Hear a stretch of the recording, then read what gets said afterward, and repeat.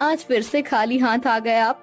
अरे, घर में सारा राशन खत्म हो रहा है, बच्चों के स्कूल की फीस भरनी है, घर का किराया भी देना है, कितने सारे खर्चे करने बाकी हैं। लेकिन आप हैं कि दूसरा कोई काम करना ही नहीं है आपको। पता नहीं और आपको कितने साल ऐसे लकड़ियां काट काट कर गुजारा करना पड़ेगा। अरे, अब नहीं मिलती ज्यादा लकड़ियाँ तो क्या करूँ? और मैं कोई दूसरा काम नहीं कर सकता, ये तो तुम्हें पता है। लकड़ियाँ काटना हमारा खानदानी काम है, मैं इसे नहीं छोड़ सकता। तो क्या हम हमेशा ऐसे ही रहेंगे? मैं तंग आ गई हूँ इस गरीबी से। तुम चिंता मत करो, मैंने सुना है कि गांव के बाहर जंगल में कई पेड़ हैं। मैं कल से वहां जाकर लकड़ियां तोड़कर फिर उन्हें बेचकर घर आऊंगा। देखता हूँ थोड़े पैसे मिल जाएं तो।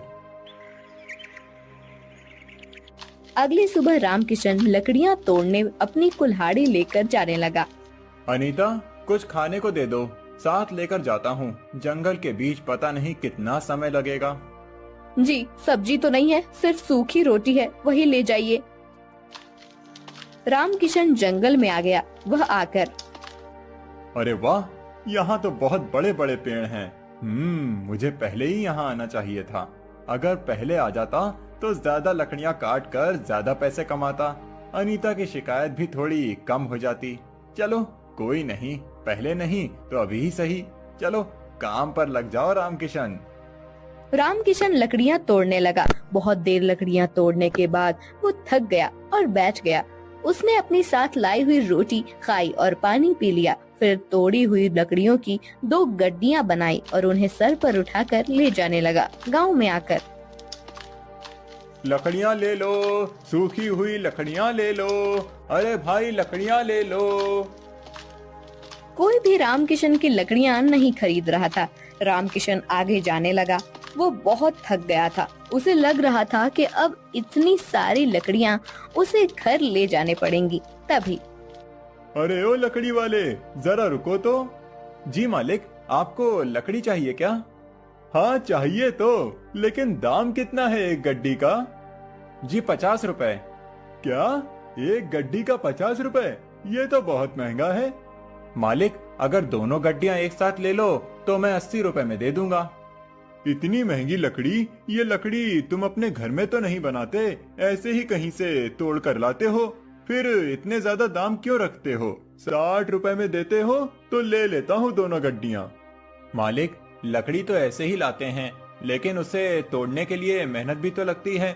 कितनी दूर जंगल में जाना पड़ता है, सूखा पेड़ ढूंढना पड़ता है, फिर लकड़ी के छोटे छोटे टुकड़े करके उसकी गड्डियां बनानी पड़ती हैं। अब इतनी मेहनत का कुछ तो फल मिलना चाहिए ना। चलो, ये बात भी ठीक है। ना तुम्हारा ना मेरा। तुम ये दोनों गड्डियां मुझे 70 रुपए में दे दो। देखो, वहीं थोड़ी दूर पर मेरा एक ढाबा है। मुझे चूल्हा जलाने के लिए रोज बहुत सारी लकड़ियों की जरूरत पड़ती है।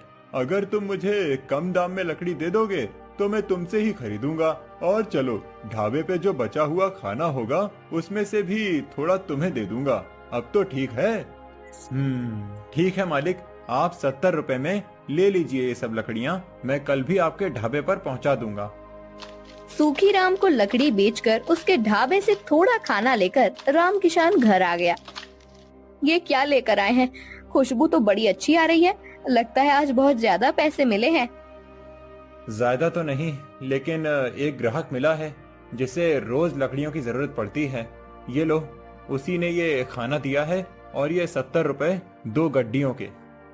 क्या 2 गड्डियों से सिर्फ 70 रुपए? आप तो एक गड्डी 50 रुपए में बेचते हो। 30 रुपए का घाटा। अरे वो छोड़ो, ये देखो कि रोज के लिए एक ग्राहक मिल गया। हाँ, पैसे थोड़े कम हैं, लेकिन ठीक है, उसके बदले में खाना भी तो दे रहा है ना। ऐसे ही दिन बीत रहे थे। एक दिन जब रामकिशन लकड़ी तोड़ रहा था, तब उसके हाथ से उसकी कुल्हाड़ी छूट गई और चींटियों के बाम्बी पर गिर गई। उस बाम्बी से कड़कड़ ऐसी आवाज आई। अरे ये क्या? लगता है चींटियों की बनाई हुई ये बाम्बी टूट गई। अब चींटियां बाहर आएंगी और मुझे काटने लगेंगी। चलो, अभी जाता हूँ यहाँ से। रामकिशन जा ही रहा था कि उसे पीछे से आवाज आई। रुको मूर्ख! रामकिशन ने मुड़ कर देखा तो उसके सामने पूरे शरीर पर मिट्टी लगे हुए एक ऋषि खड़े थे। मूर्ख, तूने मेरी बरसों की आराधना को तोड़ दिया है। मुझे माफ कर देना ऋषिवर, मेरे हाथ से ये गलती से कुल्हाड़ी छूट गई और इस छत्ते पर जाकर गिरी। मुझे लगा कि अब ये चींटियां बाहर आकर मुझे काट लेंगी, इसीलिए मैं भाग रहा था। तुझे क्षमा नहीं, दंड मिलेगा। मैं तुझे श्राप देता हूँ कि तू अभी के अभी एक कौवा बन जाए। नहीं नहीं ऋषिवर, मुझे ऐसा श्राप मत दीजिए। मेरे घर पर मेरी बीवी बच्चे हैं, अगर मैं कौवा बन गया तो उनका क्या होगा? क्रोध में आकर मेरे मुख से तुम्हारे लिए ये श्राप निकल गया। अब मैं उसे वापस नहीं ले सकता, लेकिन तुम्हें उसका निवारण बता सकता हूँ। जब भी किसी पुण्य आत्मा के हाथ से तुम खाना खाओगे, तब तुम अपने असली रूप में आ जाओगे। लेकिन ऋषिवर, आप भी तो पुण्य आत्मा हैं। मैं एक ऋषि हूँ। तुम्हें एक ऐसा पुण्य आत्मा ढूंढना है जो बिना किसी स्वार्थ के छोटे से छोटे जीव के प्रति जीव दया रखे। ऋषि के श्राप की वजह से रामकिशन कौवा बन गया। कौवा बनते ही रामकिशन हवा में उड़ने लगा। हे भगवान, ये सब क्या हो गया? अब मुझे कहाँ मिलेगी ऐसी पुण्य आत्मा? रामकिशन उड़ते हुए एक नदी के किनारे पहुंचा। वहां उसने देखा कि कुछ लोग काव काव ऐसे बोलकर कौवे को बुला रहे थे। उनके सामने खाने की चीजें रखी थी। अरे वाह, लगता है ये लोग कौवे को बुलाकर खाना खिला रहे हैं। चलो जाकर देखता हूँ, शायद इनमें से ही कोई वो पुण्य आत्मा हो। रामकिशन वहां आकर थाली में रखा हुआ खाना खाने लगा। अरे ये क्या, इन लोगों ने तो खुद मुझे बुलाया था। वैसे तो लोग कौवे को देखकर उड़ा देते हैं। मैंने तो यहाँ खाना खा लिया, लेकिन फिर भी मैं कौवा ही बना हूँ। चलो कहीं और जाकर देखना पड़ेगा। रामकिशन वहां से उड़कर आगे जाने लगा। आगे जाकर रामकिशन सूखी राम के ढाबे के पास चला गया। अरे मैं कितना बुद्धू हूँ। सुखी राम तो रोज मेरे और मेरे परिवार के लिए खाना देता है, तो उससे बड़ी पुण्य आत्मा तो कोई और हो ही नहीं सकता। देखता हूँ कि कब सुखी राम बाहर आकर खाना डालता है। उसके हाथों का खाना खाकर तो मैं तुरंत ही फिर से इंसान बन जाऊंगा। रामकिशन वहीं एक पेड़ के टहनी पर बैठकर इंतजार करने लगा। कुछ देर के बाद सूखी राम हाथ में कुछ थालियां लेकर आया और उसने उन थालियों को बाहर धोने के लिए रख दिया।